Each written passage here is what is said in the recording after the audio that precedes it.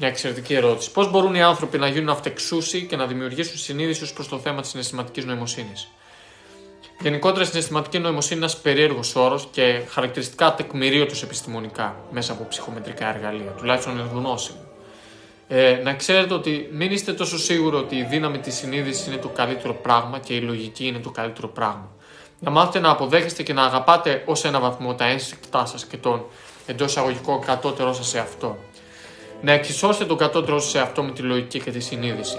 Πολλές φορές χρειάζεται να χορέψεις τη ζωή, να αφαιθείς στη σφαίρα του ασυνείδητου. Αυτό το είχαν καταλάβει πολλοί αρχαίοι Έλληνες, γι' αυτό και εξίσωναν το νου με το σώμα. Το νου με το φως της λογικής και της συνειδητής σκέψης και πράξης, όσο και το σώμα με τα ασυνείδητα του ένστικτα και τις μαγικές του τάσεις.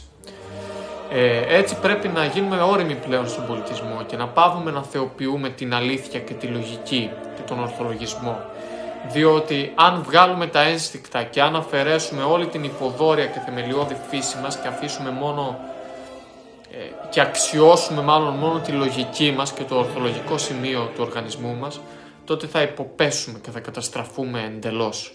Διότι είμαστε ένα συνοθήλευμα ενστίκτου και παράλογης τρέλας μέχρι ένα σημείο, καθώς και λογικής, η οποία λογική διαδραματίζει το ρόλο δημιουργίας των κατάλληλων τρόπων με τους οποίους μπορούμε να μετουσιώσουμε την ενστικτώδη ενέργειά μας.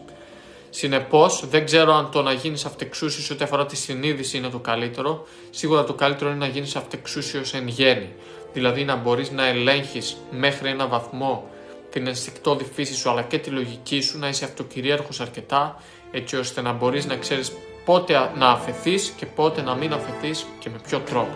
Για να το κάνεις αυτό πρέπει να έχεις μέχρι ένα σημείο μια εκάστοτε βιολογικά προκαθορισμένη ευστροφία, δύναμη χαρακτήρα και μετά από χρόνια να σμιλεύσεις με ένα πεπειραμένο τρόπο τον εαυτό σου, έτσι ώστε να είσαι ικανός να χορέψεις με αρμόζοντα τρόπο στη ζωή.